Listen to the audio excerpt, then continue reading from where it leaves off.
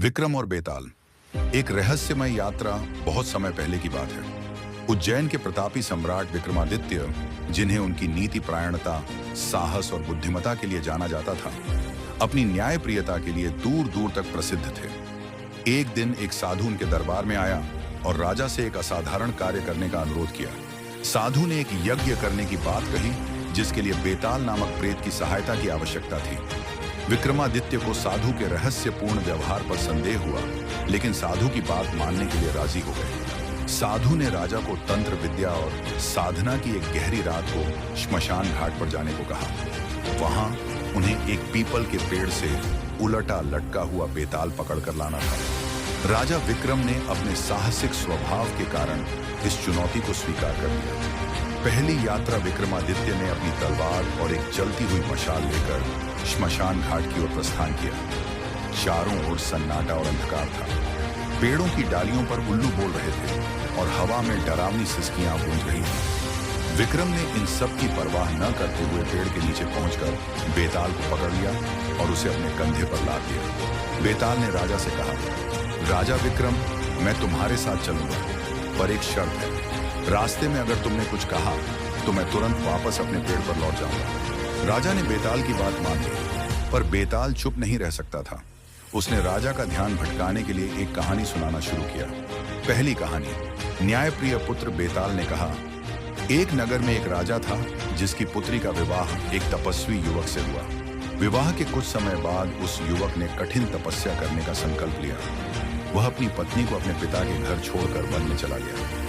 समय बीतता गया और एक दिन वह तपस्वी युवक वापस आया, पर समस्या तब उत्पन्न हुई जब उसी दिन एक और युवक भी वहां आ गया और दावा करने लगा कि वही असली पति है। दोनों में बहस बढ़ गई और न्याय के लिए राजा के सामने पहुंचे। राजा, अब बताओ कि इन दोनों में असली पति कौन था?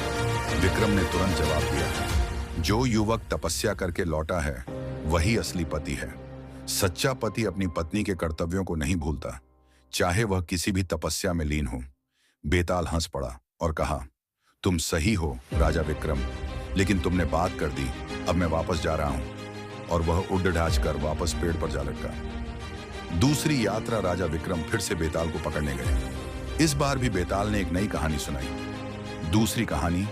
तीन ब्राह्मण और देवी। एक बार तीन ब्राह्मण एक सुंदर स्त्री से प्रेम करते थे। वह स्त्री एक दिन मर गई और तीनों ने अलग अलग उपायों से उसे जीवित करने का प्रयास किया। एक ने उसकी राख को इकट्ठा किया, दूसरे ने हड्डियों को संभाला और तीसरे ने मंत्रों द्वारा उसे पुनर्जीवित किया।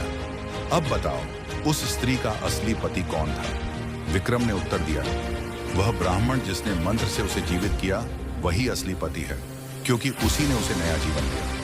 बेताल ने फिर विक्रम की बुद्धिमत्ता की सराहना की और वापस पेड़ पर जा बैठा। कहानी इसी प्रकार बेताल की विभिन्न कहानियों, चुनौतियों और राजा विक्रम की बुद्धिमत्ता को उजागर करती है। इसके हर किस्से के अंत में बेताल एक नई चुनौती के साथ पेड़ पर वापस लौट जाता है। यह कहानियां विक्रम की अंतर्दृष्टि और नैतिकता को दर्शाती हैं। पूर्ण कहानी के लिए हर कथा को विस्तार में सुनाया जा सकता है और अंत में विक्रमादित्य की बेताल के साथ आखिरी मुठभेड़ और साधु के छल का रहस्य खुलता है। धन्यवाद दोस्तों।